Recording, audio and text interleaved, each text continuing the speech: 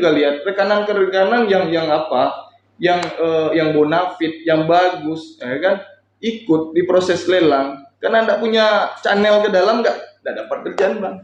Oh gitu. Karena dapat kerjaan. Itu bacaannya kembali lagi. Ada yang ngatur, ada yang ngatur. Harus ke sana kita, harus ke situ kita. Lebih lucu-lucuan kalau buka-bukaan. Ini bermain di dunia malam. Bagi-bagi proyeknya dia di dunia malam nih bang. Kan ngeri nih bang. Iya. Ngeri nih ya. Sampai investigasi kita sampai itu ya.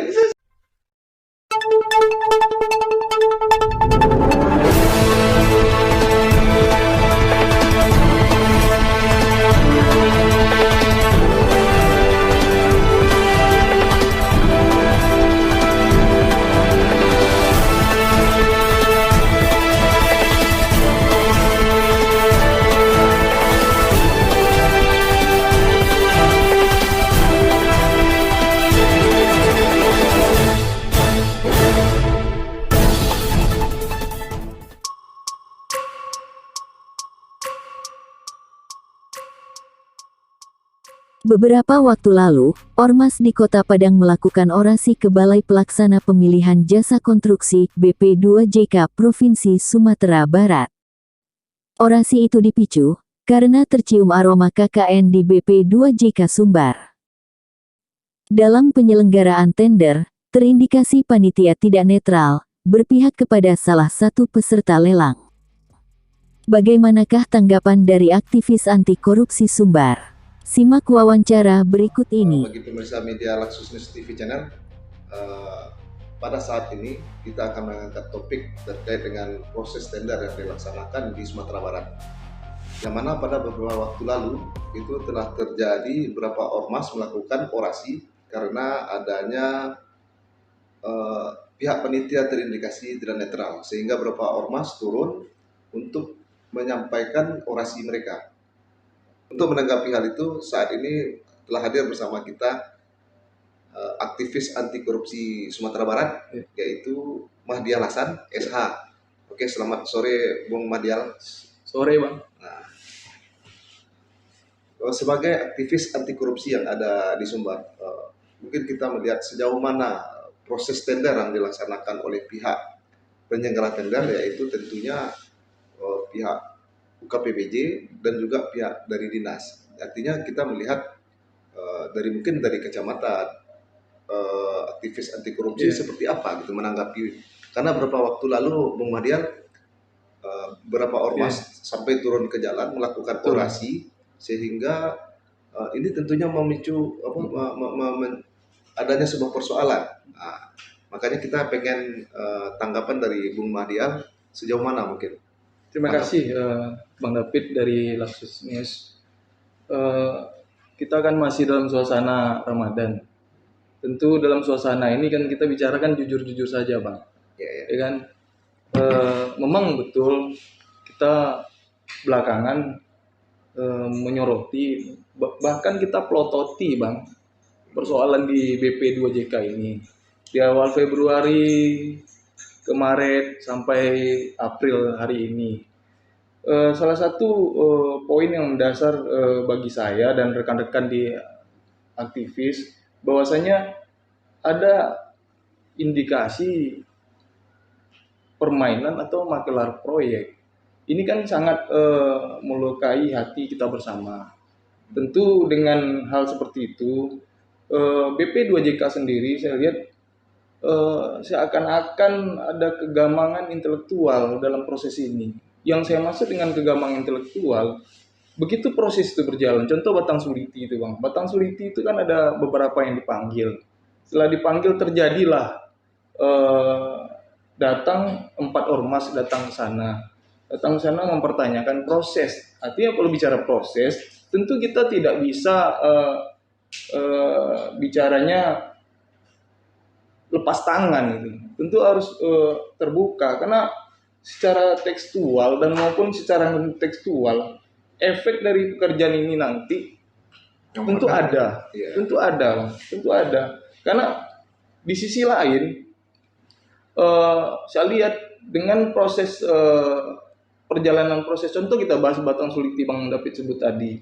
Itu bahkan saya mendapat informasi salah dukungannya pun bukan dari Solo Selatan. Suliti itu kan di Marolabua.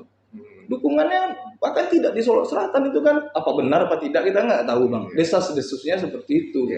Sebab itu proses pemanggilan ada yang dipanggil yang nomor 1, nomor 2, nomor 3, akhirnya yang menang kan nomor 2. Desas-desusnya lagi kan disebut juga perusahaan yang besar yang membackup yang di nomor 2 tadi. Bahkan desas-desusnya juga bang, Pokja itu ada inisial ibu-ibu, saya tidak jelas juga namanya ibu itu di Pokja itu. Kalau beliau yang dapat itu tanggung jawab di Pokja, yang menangnya yang besar tadi di belakang. Artinya ada kita melihat adanya permainan oknum yang ada di UKPBJ sendiri. Tentu bang, kalau seperti itu tentu bang, tentu bang. Karena itu analisa kita sampai situ sejauh mana artinya bisa kita menyatakan adanya oknum UKPBJ yang bermain dalam setiap paket tender yang dilaksanakan di situ gitu. Iya. Jadi kalau artinya kita sudah mengumpulkan informasi dan juga bukti-bukti gitu. Betul. Tentu kita bicarakan big data nanti ya bang. Kalau hari ini kita terima abang, kita diskusi bincang-bincang karena ini kan menyangkut nasionalis kedaerahan kita bang. Kita ini kan, tapi dalam proses tender Bung Madian itu kan ada artinya ada tahapan sanggahan, ya kan, dari sanggahan 1, sanggahan 2 gitu kan. Artinya pihak panitia kan saat dilakukan sanggah kan terbuka menyampaikan apa yang kenapa mereka kalah gitu kan. Artinya ini kan sudah sesuai dengan prosedur yang mereka lakukan gitu. Itu gimana? Betul bang. Abang bicarakan prosedur tadi. Prosedur tadi tentu ada aturannya. Yang dilakukan oleh BP2JK, bahkan ada tim pendamping dari BBS. Saya menduga atau informasi yang saya terima bahwasanya proses Suliti beda lagi dengan proses Batang Sangir bang. Ini aturan yang mereka langgar apa? Seperti apa? Kalau memang bisa dijelaskan mungkin nih Abang Malia. Artinya mungkin pihak penyelenggara panitia dalam hal ini tentu bekerja sesuai dengan mekanismenya, atau memang kita melihat ada sebuah aturan yang mereka langgar sehingga aktivis anti korupsi harus menyorot gitu. Nah, gimana gitu? Ya kalau aturannya kan udah jelas bang, aturan permennya, perpresnya kan itu udah jelas aturannya. Cuman kan ini kan yang dari awal kita bahas tadi bahwasanya ada makelar di sana yang memenangkan jagoan gitu. Bahkan lebih kasar lagi nih jagoan BWS yang mau dimenangkan. Ini kan bahaya bang. Kita mencium aroma itu mencium aroma itu kan itu bahaya sekali. Satu, yang kedua bang, sebagai kita aktivis yang kita asli orang Minang nih bang, orang Sumatera Barat, dana di pusat tuh bang itu harapan di masyarakat, ya kan? Karena dana di Sumatera Barat tuh nggak cukup gitu. Maka APBD nggak cukup bang. Ya. Maka kita berharap di proses pekerjaan yang dilakukan oleh balai wilayah sungai, balai jalan dan seterusnya bang. Tapi kita sedih, seperti bang bilang tadi persoalan Suliti hari ini itu sangit, bahkan sudah terkontrak belum bekerja, belum keluar uang mukanya, atau apa ini persoalannya? Sangit ada sanggah, ya kan? Kalau bekerja memang betul sesuai aturan bang, tentu orang fair, orang bisa menerima. Toh ada sanggahan seperti yang Bang David sampaikan tadi. Ada yang melapor ke Dewan Pengawas, ke Jakon dan seterusnya. Tentu ini yang rugi lagi, siapa lagi yang rugi? Tentu masyarakat Sumbar. Ya. Tentu fungsi kontrol ya kan. Kita berharap kan civil society rule of law-nya gitu kan. Sesuai aturan lah.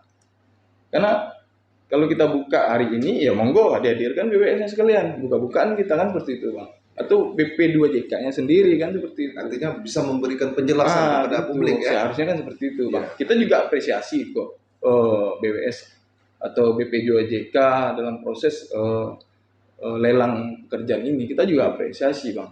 Tapi yang kita pelototi, itu tadi ada makelar ini, ada makelar yang dimenangkan harus ini, yang dimenangkan harus ini. Kan ada desas-desus seperti itu. Tentu hal seperti ini. Makanya wajar-wajar saja abang-abang di Ormas turun. Wajar bang, karena beliau harus turun dalam hal seperti itu. Dan tidak bisa tutup mata. Sebagai tentu terpanggil mereka ya. Artinya kita melihat dan kita menghimbau mungkin lebih jauhnya untuk aparat sendiri gimana? Artinya karena jalurnya ini kan ada sebuah aturan yang dilanggar. Artinya perlu nggak pihak-pihak aparat penegak hukum dalam hal ini gitu? Jadi Bang, Sejauh mana gitu mungkin? kita kan bicara dari hulu ke hilir, ya kan? Bicara hulu kita tentu BP2JK, bicara hilir kita tentu BWS, PPK dan PPTK nih nanti, dan si kontraktornya sendiri yang nanti akan menerima hasil pekerjaan. Contoh untuk pekerjaan Ton Patang, kita tahu ada laporan di kejaksaan, ya kan? Ada laporan, berarti kan ada yang tidak beres Bang. Kalau karena begini Bang, kontraktor atau rekanan ini Bang, kalau PPK atau BWS atau PWJK dari awal sudah menegakkan aturan, sudah disiplin secara pelaksanaan, orang ini tidak bakal macam-macam. Tapi kalau dikasih ruang ini jadi masalah. Akhirnya apa? Berujung ke persoalan hukum. Kalau berujung ke persoalan hukum, akhirnya apa? Ada yang kena denda, ya kan? Pemutusan kontrak. Padahal perusahaan itu sendiri, kita bilang kan, dananya pun tidak cukup sebenarnya. Dengan proyek senilai itu dipaksakan dikasih, jadi repot jadinya.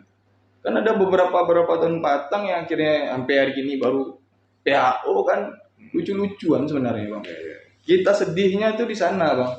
Jadi sudahlah permainan-permainan seperti itu. Jadi kan kawan-kawan, rekanan saya juga lihat rekanan ke rekanan yang apa, yang bonafit, yang bagus, ya kan, ikut di proses lelang. Karena tidak punya channel ke dalam nggak dapat kerjaan Bang.